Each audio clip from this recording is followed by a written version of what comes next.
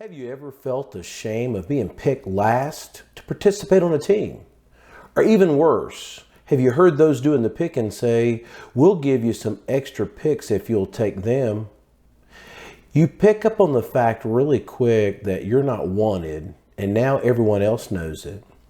Or how about to those charmed souls who are deemed worthy by the masses, they don't even have to exhibit talent or show their abilities, they're just in. The world just works that way. Some seem to always be labeled as losers, while others are the chosen ones. But does God work that way? Does He just look at us and predetermine that we are His chosen, or that there is no help for us? We're just bound for hell.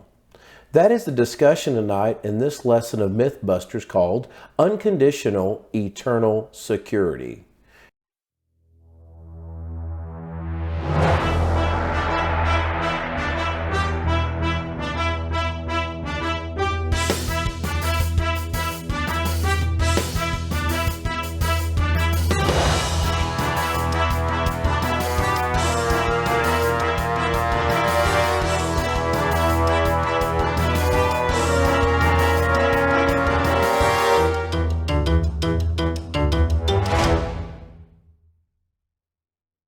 Hello again, everybody. I'm so glad you joined us for our last lesson in our series called Mythbusters. It's a small group Bible study of the Pentecostals of Smyrna. Tonight we're looking at the doctrine of unconditional eternal security. Now, if you remember in a previous lesson, we discussed, can you lose your salvation after you're saved? That doctrine was called by laymen, once saved, always saved. That is, you have eternal security. On the surface, it seems like we are covering the same doctrine twice, but on a closer examination, you will see the word unconditional.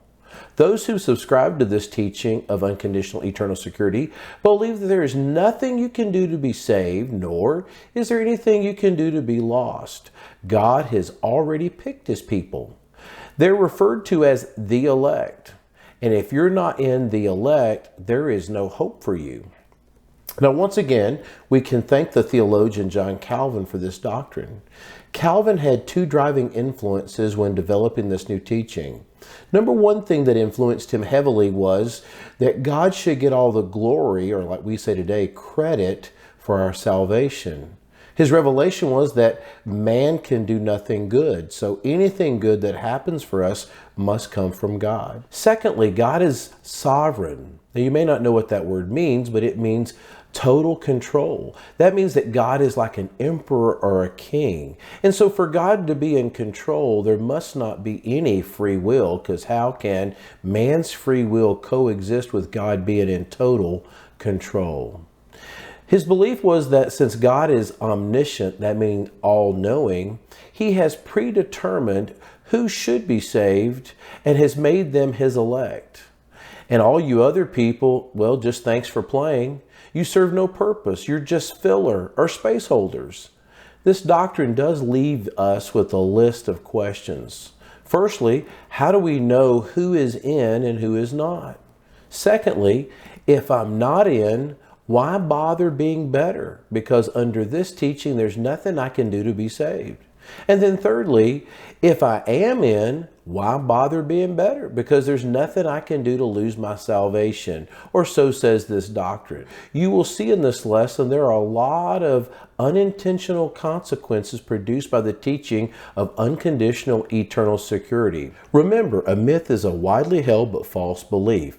As you've heard me say many times, if you say something long enough or loud enough, some people will believe it. Now, as I get ready to turn you over to your small group leader, they're going to instruct you into a proper response to the doctrine of unconditional eternal security of what the Bible says about our salvation.